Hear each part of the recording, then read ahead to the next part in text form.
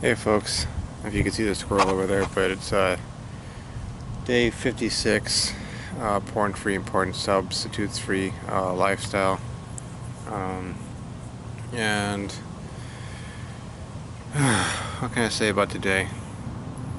I was originally gonna do like a sort of building on the whole reward circuit video I made. Talking about what do you call it? Oh, dang, that thing's getting close to me. Talking about, I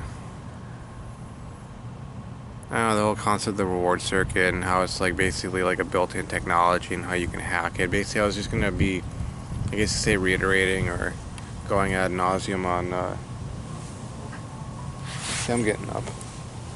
Oh, ran off. Okay, cool. I don't know, man. I got this sort of thing about squirrels. More intelligent than they might seem. But anyways, I was probably gonna go on, feeling like saying ad nauseum on it because something I talked about in the past, and basically the reward circuit. I mean, you could look at it as a built-in habit loop or technology that you can use to cause change with your life. But recent events have changed my mindset, and I had to force myself to get out of the house today because just feeling like crap, really. I broke up with my girlfriend. It's not a matter of going through it. I should say I'm going through it so far as I'm having to do the, after the fact sort of stuff and make my peace with things. I do have one mutual friend with her, so it was a long distance relationship, and she's deleted her Facebook account, so I'd have to go through that friend in order to talk to her. And I don't know what I'd really say to her at this point, because yeah, dang, I'd rather be sitting in my room right now, but if I sit in my room, I'm probably gonna relapse, because all the other stuff that's happened beforehand, before all this, has been like kind of like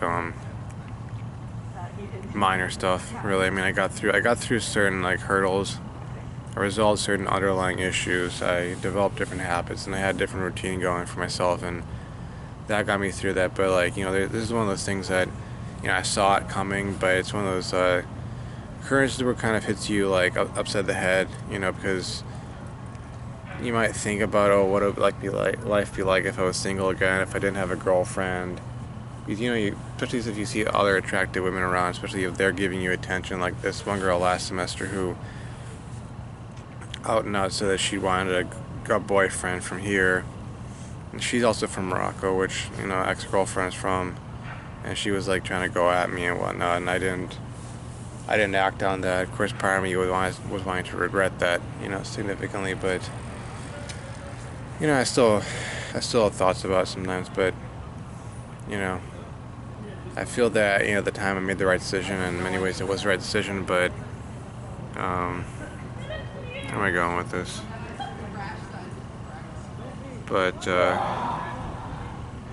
yeah, I'm having to deal with the effects of it, because like I said, it's gonna be a rambling video. I hope I don't run out of power before I finish it. I just need to get some stuff off my chest. But you think about it, oh, if I was single, this, that, and the other, I could do all these things or whatever, and then you end up being single again. And this time it was more of like I initiated the breakup. I didn't literally say that, oh, I want to end the relationship. I just kind of like started withdrawing from her because she was going through the whole like, I don't know, being like, I want to sum it up, but it was like being controlling, being abusive, being manipulative, and then she went into the whole silent treatment, cold shoulder treatment to me, and I was just like, I had it, because that kind of behavior has been one of the big things in the past that's distracted me from my studies.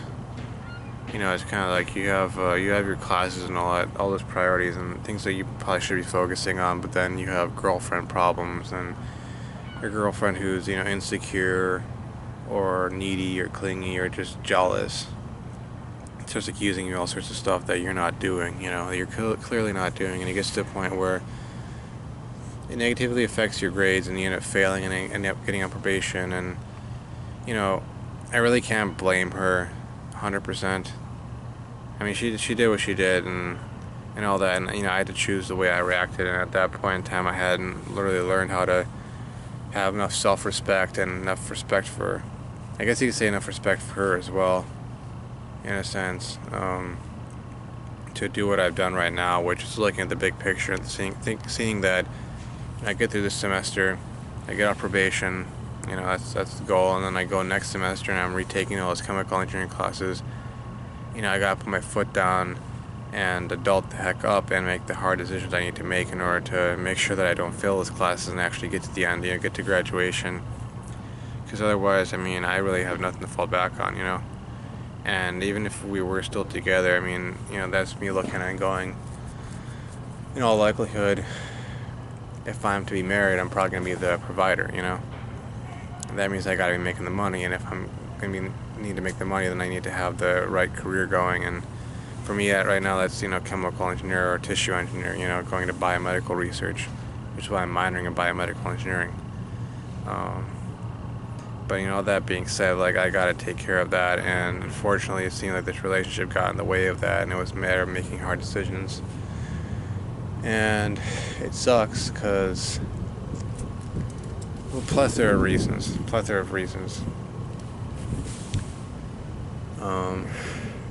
Most obvious being that I do miss her and I do love her, and I have always memories of being with her and memories of struggling to make a long distance relationship work, and being under pressure from my parents to dump her. And in some ways they had, you know, the right perspective on things, but other ways they were kind of prejudiced against her being not American, and etc., so on and so forth. But man, I could probably go on for hours talking about this. But yeah, it's really making me feel like crap. And I got into this, you know, I might put this tag on this in this video, but I got into a lot of the MGTOW stuff, and I started applying some of that sort of, you know, the, I guess they call it red pill knowledge, or the questions, that kind of thing, because, you know, I was basically doing 90% of the work in the relationship from my perspective, and I started expecting more from her, and things kind of started to go downhill from there. And so I'm sitting here, you know, feeling like crap because I finally started standing up for myself, finally started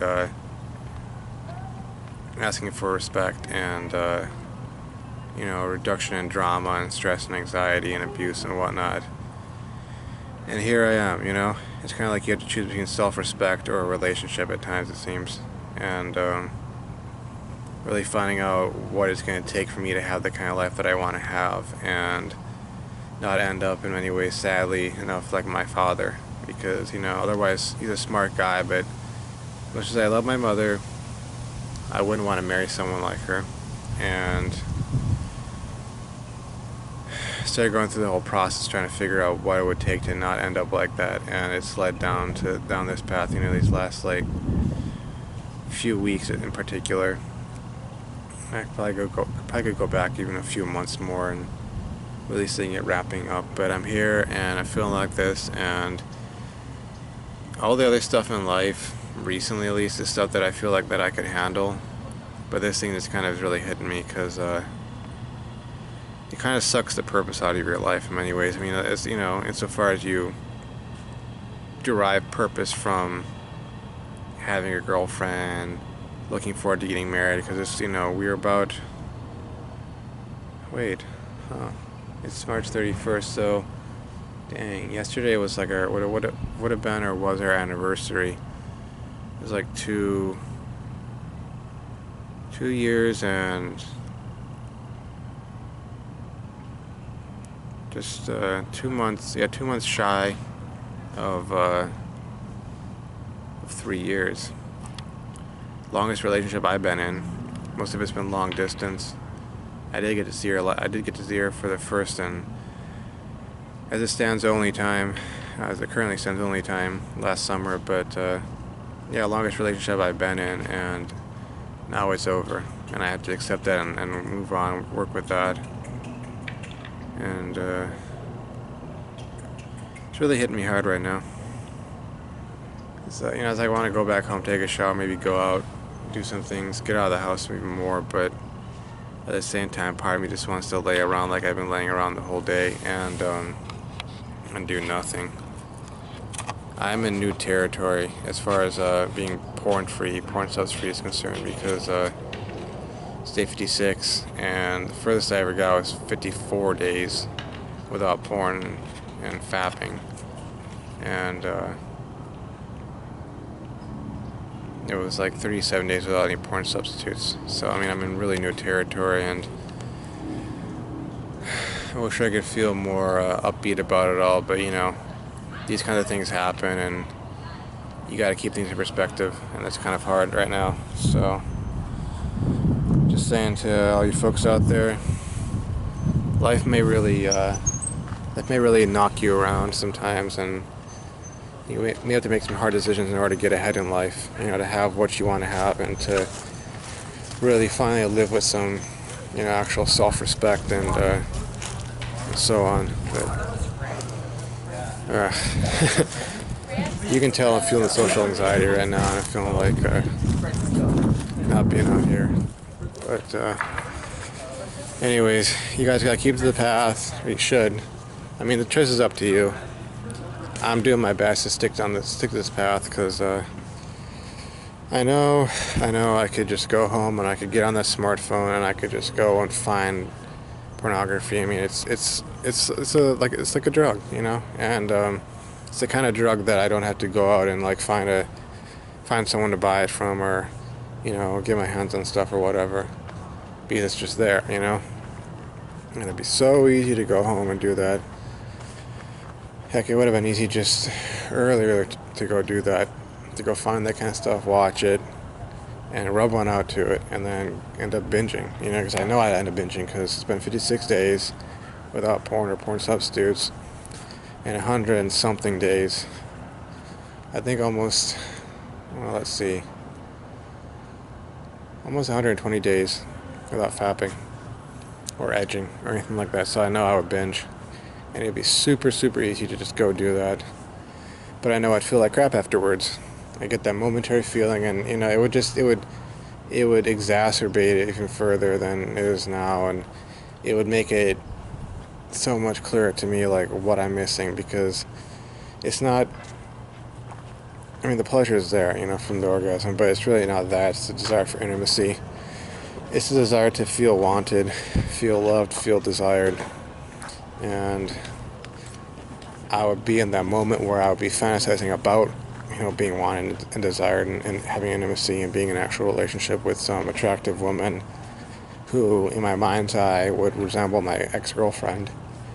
And then I would come back to reality and see, no, you're all alone and you just PMO'd, you know? That's all it was just a fantasy. So I can't do that, but at the same time, I want to get away from where I'm at right now. And I gotta face life without this crutch, without this PMO drug. So it's something we all have to do, and it's really hard at times, I understand that. But, you know, as I stay strong, I hope you guys stay strong, and gals, if, you know, you're on that path to the Nofap, no PMO path. And